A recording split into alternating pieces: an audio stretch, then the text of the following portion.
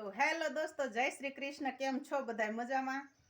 પરમાત્મા સૌને મજામાં જ રાખે, ખુશ રાખે એવી પ્રભુને પ્રાર્થના. આજે વળી પાછા આવી ગયા છે એવી અમારા દાદાની વાત લઈને.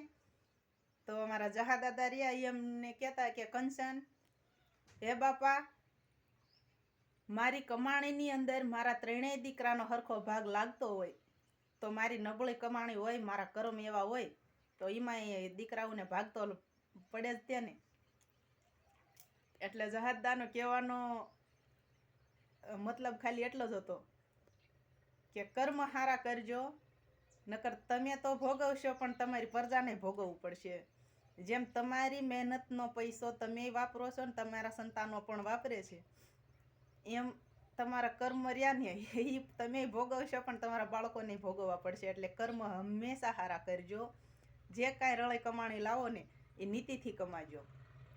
જ્યાં સુધી દાદાની સલાહ અમારા જીવનમાં છે ને ત્યાં સુધી અમે સુખ શાંતિથી જીવી રહ્યા છે. એ તમારી નજરની સામે બહુ લોકો કોમેન્ટ પણ કરે છે કે બેન તમે એટલા ખુશ કેમ રહ્યો છો. પણ જે માવતરના સારા સલાહ હોય, જ્યાં વડીલોના આશીર્વાદ હોય, એ માણસ ખુશ ન રહે. હાલો તો જય શ્રી કૃષ્ણ. તમે પણ ખુશ રહેજો.